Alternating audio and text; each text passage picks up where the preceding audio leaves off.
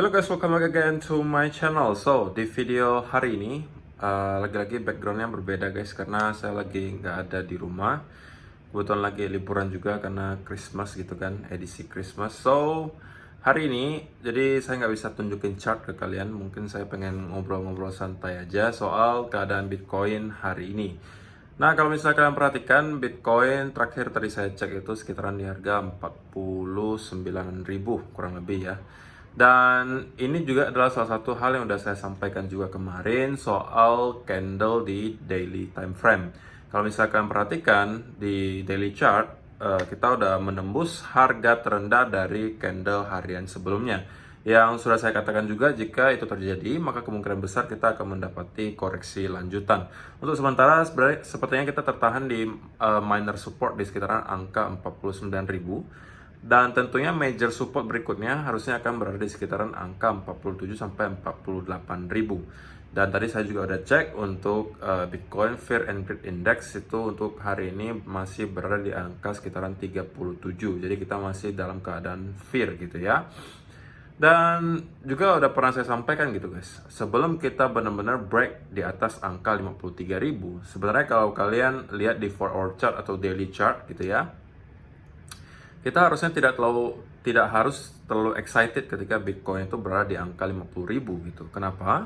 Karena 50.000 itu masih range sideways-nya Bitcoin. Dari awal bulan Desember sampai sekarang, ya kita masih bermain di antara range antara 47.000 atau bahkan 46.000 sampai 50.000. Ya dari awal bulan Desember ya harganya cuma main di situ-situ aja. Jadi kalau diambil kesimpulan secara teori, kita sekarang masih dalam keadaan sideways gitu. Jadi saran saya kalau misalnya dalam keadaan sekarang untuk teman-teman yang traders ya bersabar dulu lah gitu kan. Tunggu ada konfirmasi lanjutan, akan adanya pelanjutan tren ke arah mana gitu kan.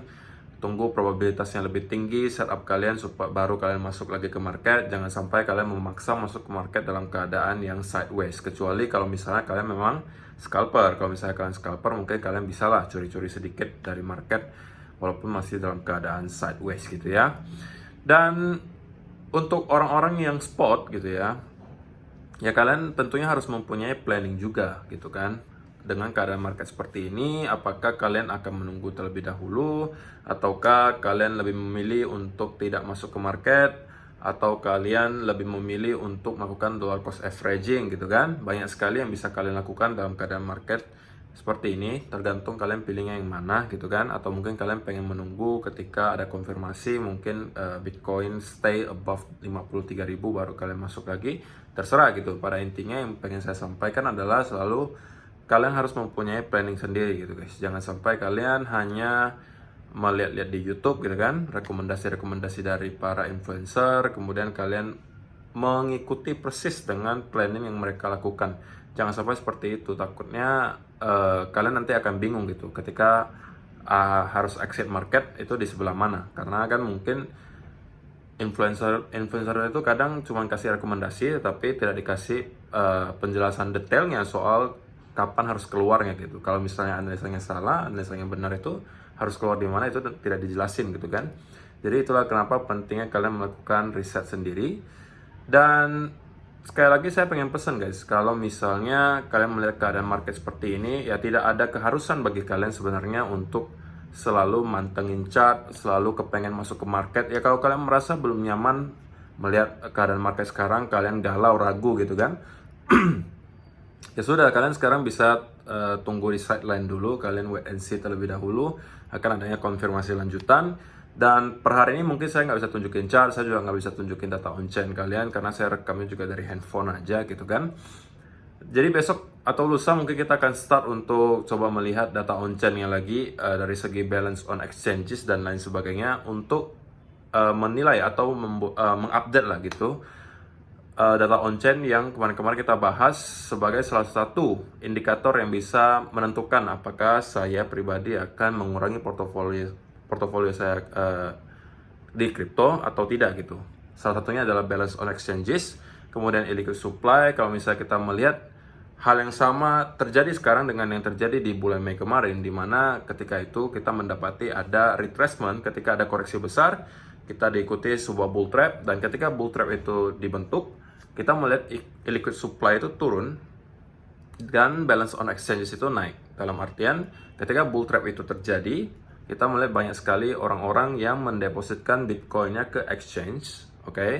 Dan biasanya kalau didepositkan ke exchange ya pastinya itu untuk dijual biasanya gitu ya.